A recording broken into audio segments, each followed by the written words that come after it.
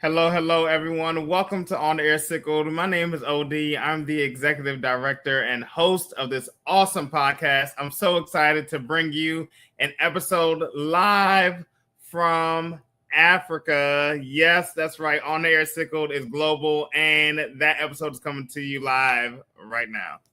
On the Air Sickle, you are never alone. Together we're stronger. Together we've grown. On the Air Sickle, where love shines through.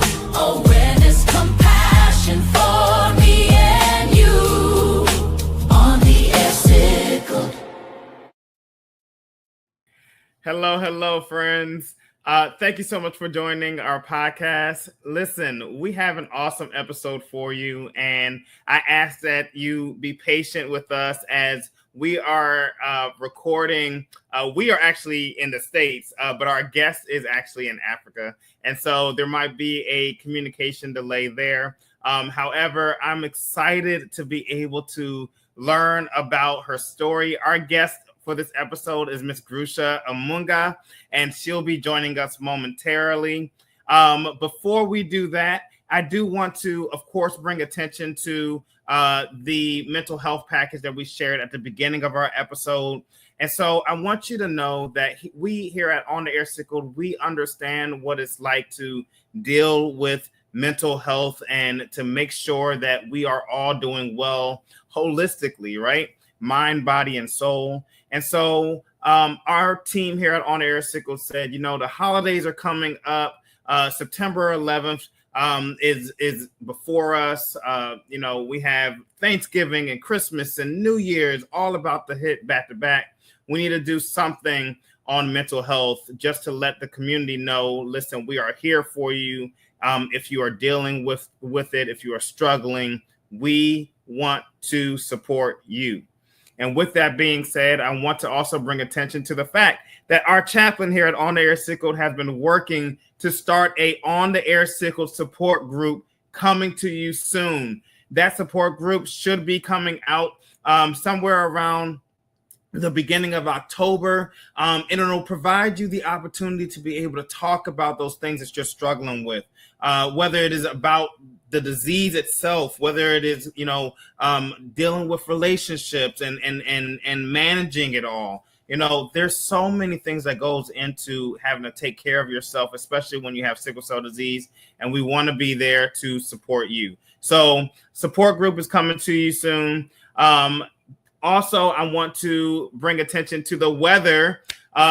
Listen, the weather is constantly changing. The summer months are ending and the colder months are arriving. Today's weather is going to be a high of 76 degrees, low of 63.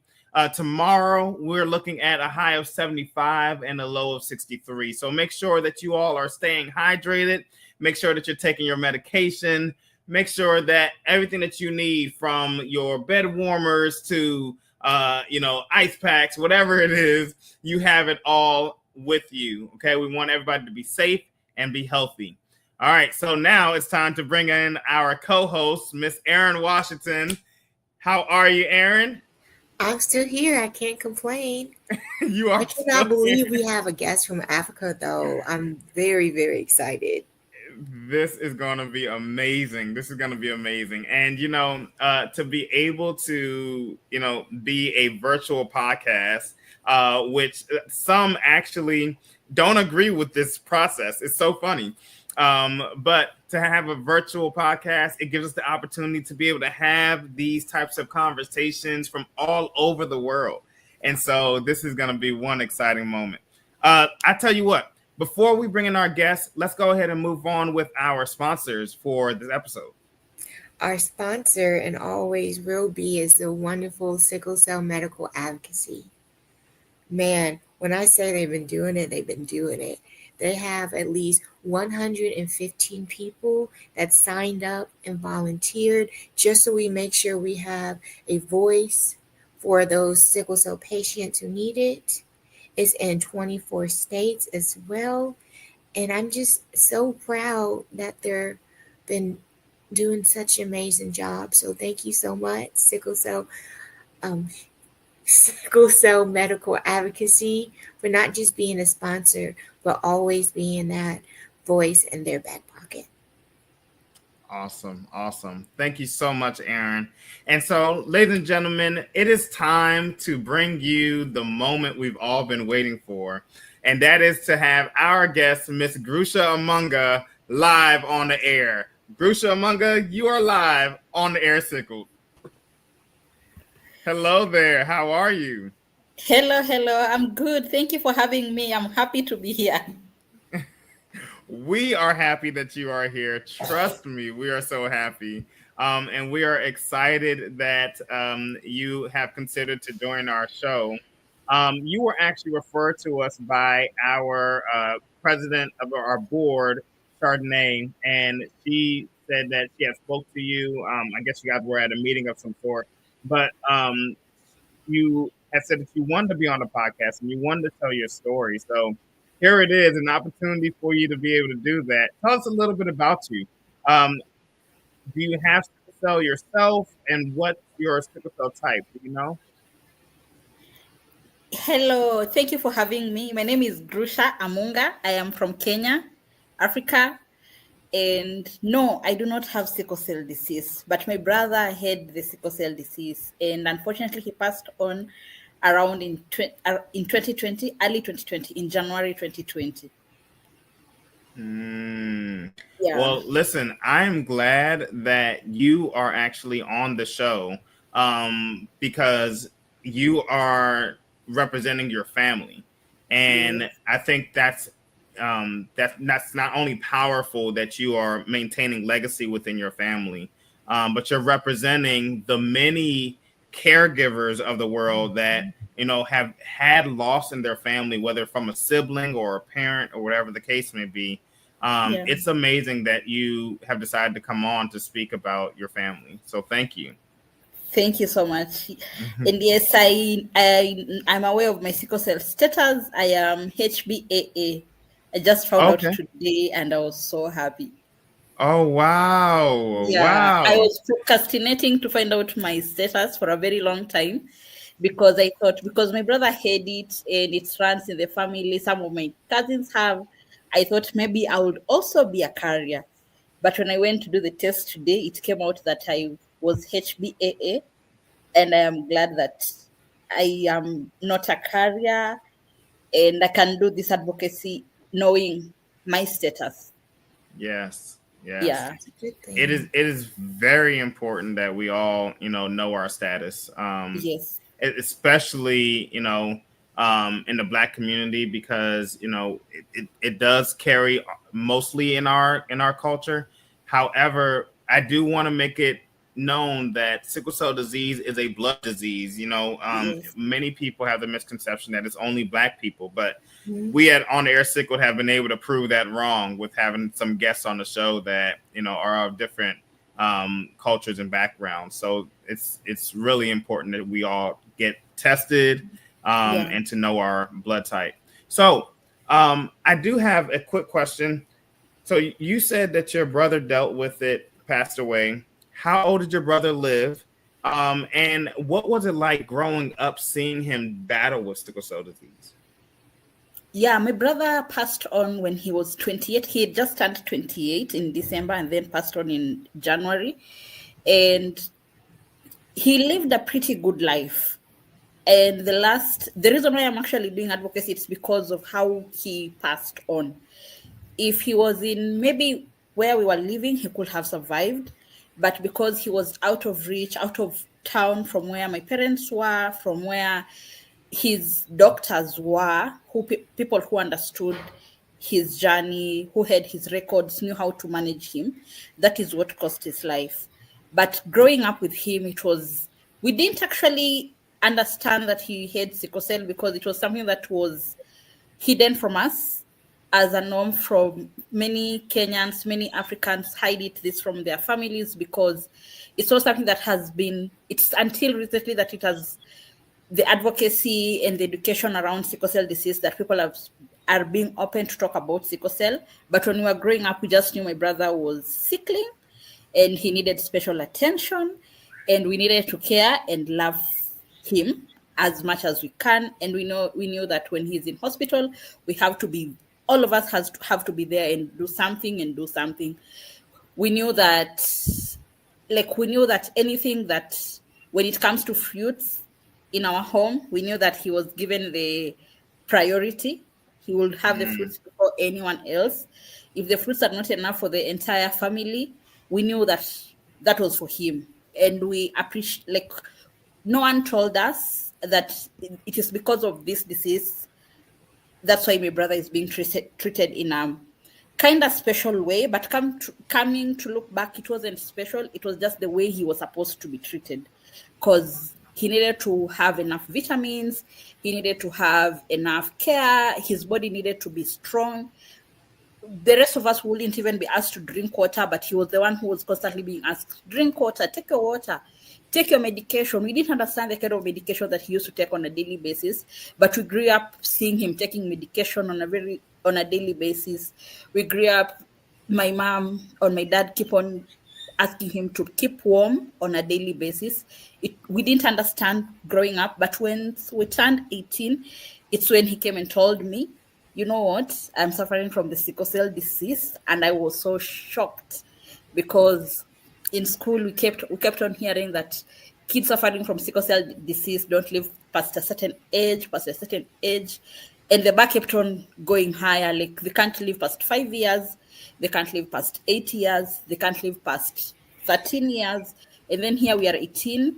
And when I was in high school, everyone is saying that people with sickle cell disease don't celebrate their 20th birthday.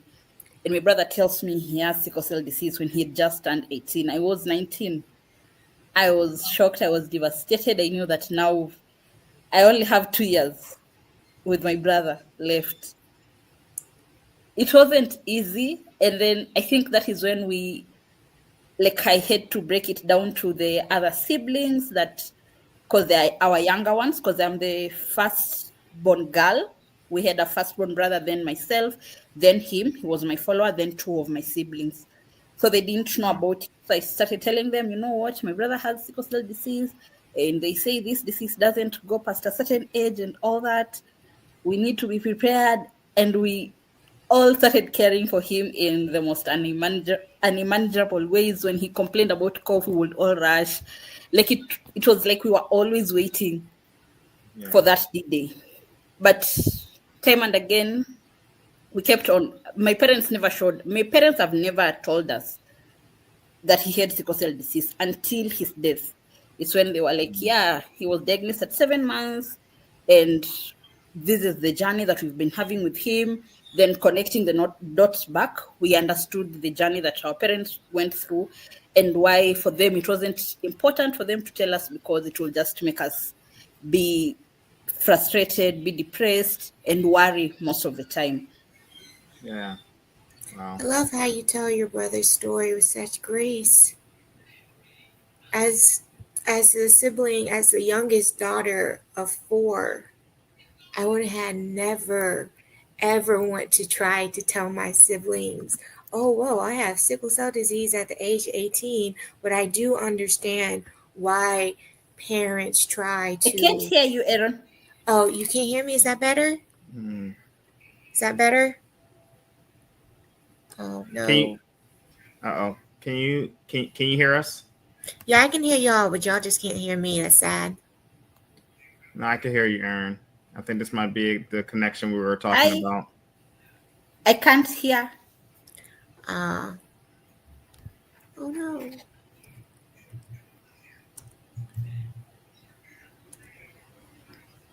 Can she hear you, OD? She can't hear me. Okay, let's do this. Let's see if we can get our production team to make some adjustments here.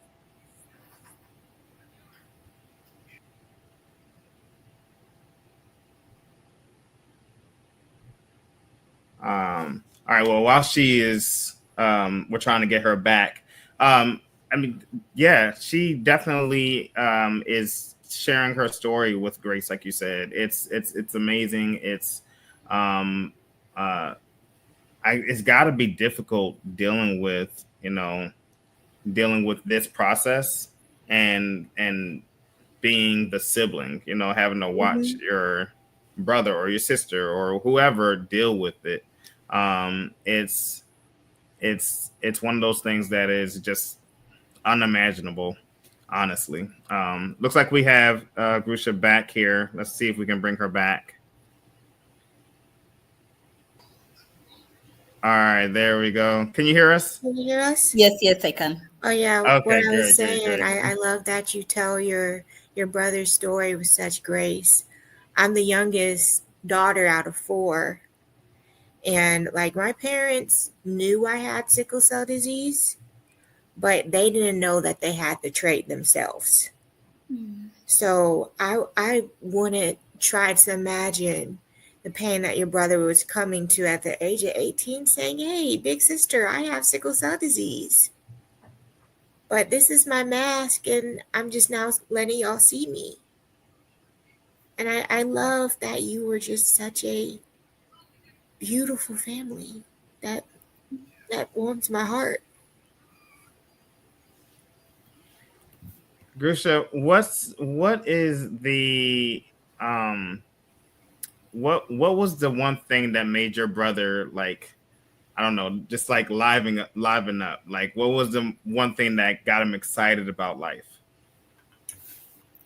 My brother, everything about, I think my brother loved living life and he lived his life to the fullest. That is what we always say, that even though he died at 28, but we are certain that he lived his life to the fullest, because when it came to public speaking, he was a good public speaker. He was passionate about sickle cell disease. Actually, he died on his way doing the advocacy. He was coming from all the way from Bungoma, going to Voi to do the advocacy work and opening a clinic there. And unfortunately, he couldn't go past midway the journey. When he was midway the journey, he couldn't go past it. He was the vice president of the Sickle Cell Federation of Kenya, and he loved working with warriors. He loved everything to do with fashion. He had a good fashion sense, and he loved politics. He will debate politics with so much grace. And if he didn't tell you that he was a warrior, you wouldn't know he was a warrior. Because I remember in December 2019, it's when he wrote A Brief of My Untold.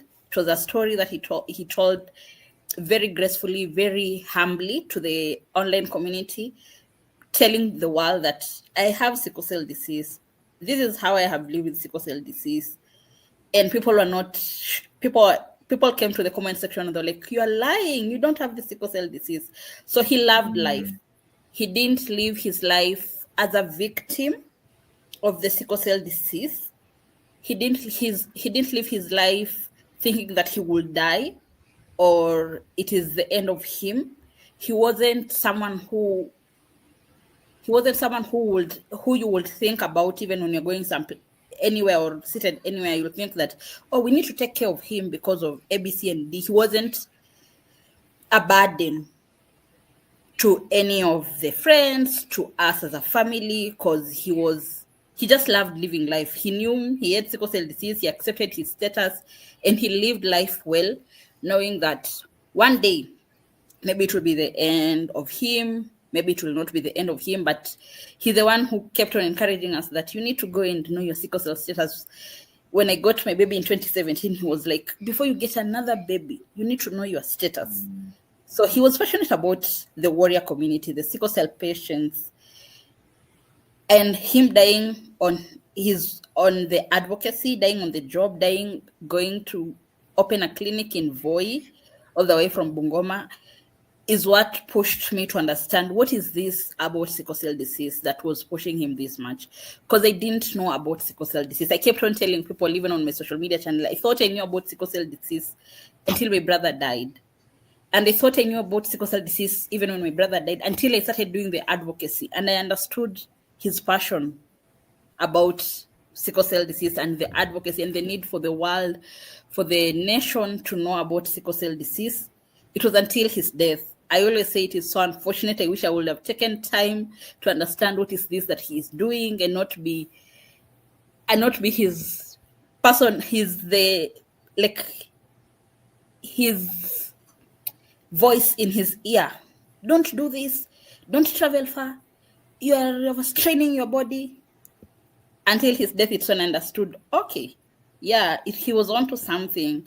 We need to advocate for the patients because he wasn't advocated for when he was growing up.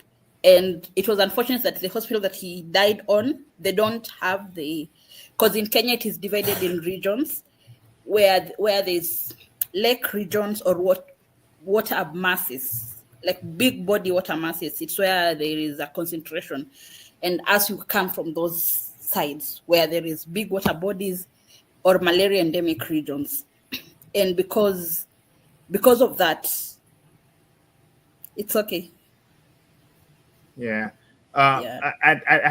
I do have a quick question. So you were talking about the healthcare. I wanted to get deeper into the healthcare in Africa. Yes. So I mean, we have one perception here in the States of, the healthcare system, in other countries and everything like that. Yes. Are there advancements happening in Africa that support the sickle cell community? Are they making strides, or are they not as advanced as we would hope? I cannot say they're advanced as you would hope, but they're making strides. At least we've started from somewhere. Before then, even the national healthcare insurance wasn't covering the sickle cell disease. But until recently, they have allocated a small amount of money. It is really small, but it's a step towards the right direction. We've seen the Ministry of Health in Kenya supporting our events when you're doing events when it comes to awareness of sickle cell disease. They'll be there, they will support us, they will give us guidance, they will tell us what kind of machines we need to use or what kind of tests we need to run for the sickle cell patients. So I can say we are not there yet, but at least there are strides that are happening around the nation, and it's because of the advocacy work. Gotcha. Yeah.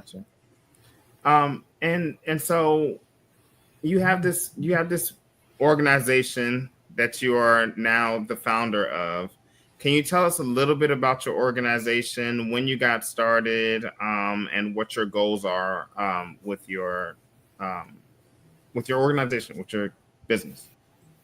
Yeah, my organization is called King Olboho Sickle Cell Foundation. It was founded in December of 2020, just after we lost my brother, and it was for me to honor his work, for me to honor how he lived and battled the sickle cell disease, and to give the people who are looking up to him more hope and saying that even though he's not here with us anymore, but we're not going to leave the community to die. We are going to walk the journey with you. We are going to be there for you. So our biggest vision is that every warrior deserves a decent life, deserves decent care and management. No one should go to hospitals and they lack medication. No one should go to any hospital and there is no one to care for them, and the stereotypes and all that. Because one of the challenges when my brother got sick along the way and got admitted to a hospital, they already profiled him like an HIV victim because he was kind of small, and it rubbed him off badly. And I knew it was not just his story. It is a story for many other warriors around the world, not only in Kenya, not only him. And our values is to ensure that better care and management for the warriors, to ensure that there is medication, affordability. Is it affordable for the warriors? There could be medication, but is it affordable for the warriors? And is the hospital well-equipped, well-trained, the personnel well-trained to care for the warriors, and not just for the endemic regions, even the other regions where there is no sickle cell disease? Because you'll find someone moves from this county, goes to another region in Kenya, and that region doesn't experience the sickle cell disease patients every single day or that.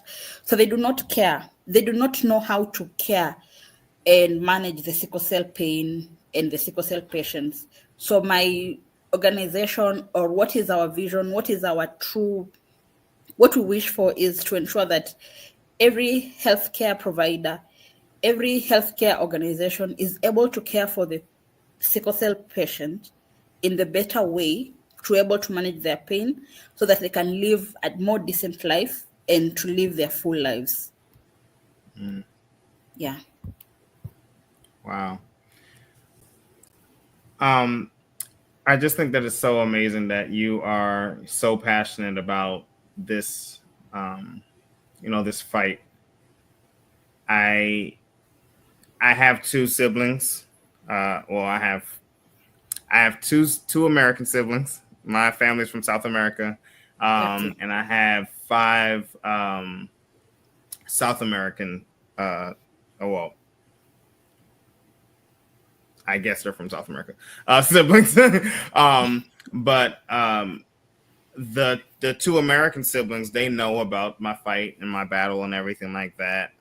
But my other siblings, they do not. They don't understand it. And as a matter of fact, they don't know anything about sickle cell disease. So to they're living life, which is great, and I'm glad for that. But it's one of those things, like, I'm the only one in my family dealing with it, right? And I've been blessed to be out of the hospital for so long.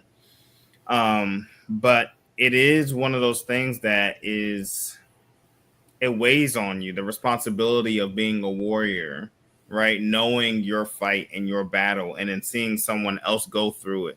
So the fact that you have owned this fight, that you have taken on this mantle, that you are pushing through and discussing about affordability for sickle cell patients and advocacy, is really, really appreciated, respected, admired. It's just, I'm really happy to hear that you have done that for your family and for yourself. Absolutely. Well, is there anything that you would like to share with our audience members? We want to take the time out to give you the chance to be able to look into the camera and talk straight to the audience and share anything that's on your heart, anything that you feel is necessary for them to learn about you and about your brother's story. Yeah, I think we should accept the warriors. That is one of the biggest message that I will give to every other community. You need to understand at least about sickle cell disease. Can you find out more about sickle cell disease? It's our journey, it's our story, and with better advocacy, we can actually eradicate the sickle cell disease. With better care management, we can actually ensure that the sickle cell warriors are living up to their full lives, knowing that there is medication, the healthcare providers are there, and they can be able to provide for them better care and management. And when a warrior tells you that they're in pain, you need to take it seriously, because more or less they don't say it. When they say that they're in pain, know that the pain is around 7 out of 10. So when anyone tells you, and you're seated with a sickle cell patient and tells you that they're in pain, you need to take it seriously and ensure that they have the quick access to medication, quick access to pain management, ensure that you take them to hospital so that they can have quick access to the pain management and medication, and they are able to hydrate well, they're able to be taken care of well, because out of 10, they don't say, more often, 7 out of 10 times, they don't say that they're in pain until the pain is at the worst that they cannot endure. And also ensuring that there is medical access in hospitals, and they're affordable for the warriors, because it's one thing to be there and it's another thing for them to be able to purchase them. you'll find that medication like hydroxyurea in Kenya ranges from about 25 shillings to 45 shillings, and it's a lot of money for a warrior to be able to afford one pill of the hydroxyurea. And you might find that sometimes they need to take at least 3 pills depending on their weight, or 2 pills depending on their weight. So it is important for us to ensure that we do better advocacy so that medication is affordable, is accessible to the warriors. And the research, we need to do research, especially to African countries, because it is, I think we are left behind when it comes to research.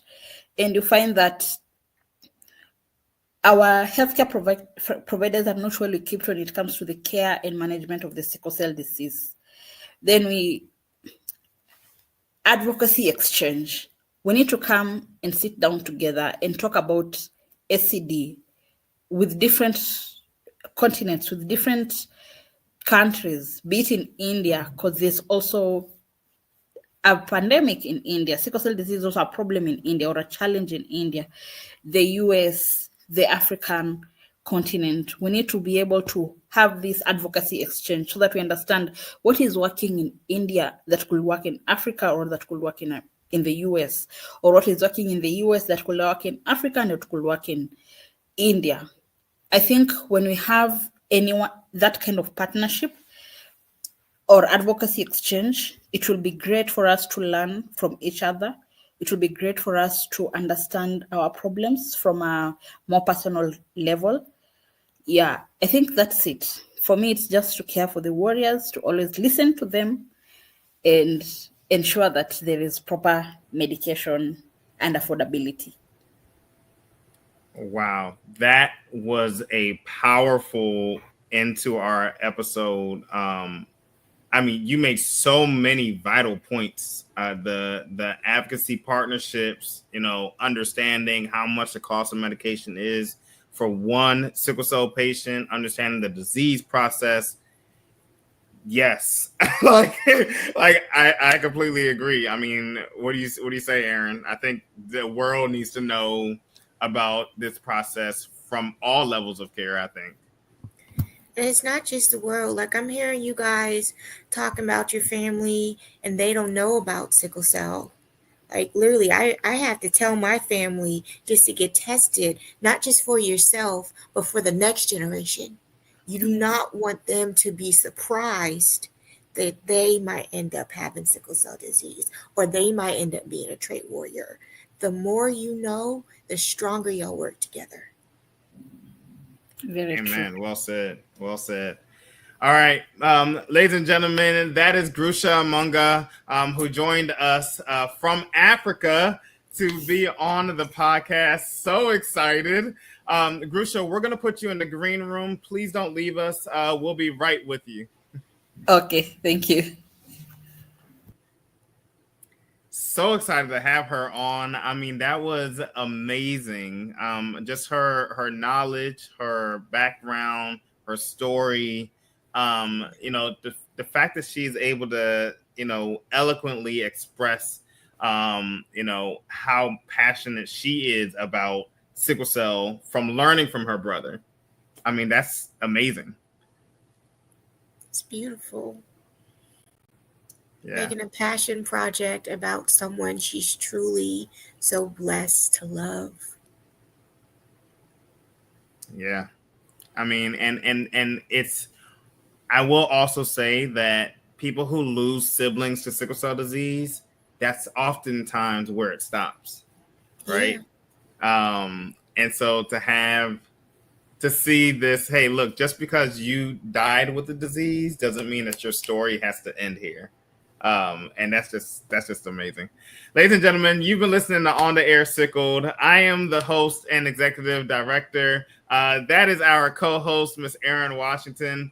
Listen, if you want to be on the show, it is very, very simple. All you have to go is go to our website. That is www.ontheairsickled.com. You simply click the share my story link, and you can type your story into the chat there, and then our executive producer will pull your story, meet with us, share your story to us, and then we will reach out to you so that we can share your story to the world. Also, On the Air Sickled Hair has a 3-layered vision. And so our goal here at On the Air Sickled is very, very simple. Again, 3 layers. The first one is for our continued growth and development. The second one is to support sickle cell research, as Grusha was talking about during her during her talk with us today. And then the last thing is the Flip the Bill campaign. It is something very, very dear to me.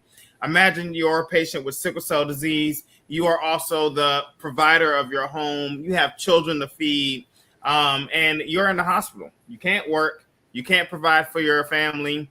So what if On the Air Sickled supported you with your next doctor's appointment? What if On the Air Sickled took on that emergency room visit and paid the bill on your behalf to give you some financial relief? Ladies and gentlemen, we need your support. We need you to donate to us. We are a nonprofit organization with a message to air the good, the bad, the ugly in the name of awareness and advocacy. You can simply donate to our PayPal at On the Air Sickled OD. Again, that is On the Air Sickled OD. Any monetary gift of any kind, we need your support to get this message throughout the world. Again, we've reached Africa, ladies and gentlemen. Where else can we go together? Again, that has been our episode. Again, Aaron, it has been another fantastic show. I mean, we have been on a roll. We talked to Dr. Simone. We've had 2 guests this season. It has been one thing after another, and there's so much more to come. Ladies and gentlemen, please don't miss any episode of On the Air Sickled. You can capture us on YouTube. Simply hit that notification so you don't miss anything. We are also on Spotify. We're on Audible. We're on iHeartRadio. There's so many chances that you can catch every episode of On the Air Sickled. You do not want to miss your chance to be live on the air. Happy Sickle Cell Awareness to you all. Please know that, again, our support group will be starting shortly. Please follow us on all of our social media handles, Instagram, Facebook. Our chaplain will be launching this beginning of October, so we're really excited about that. You do not want to fight whatever you have to go through by yourself. We are here to help you. Ladies and gentlemen, that's Aaron. I'm OD. Thank you for tuning in. And remember, you are never alone.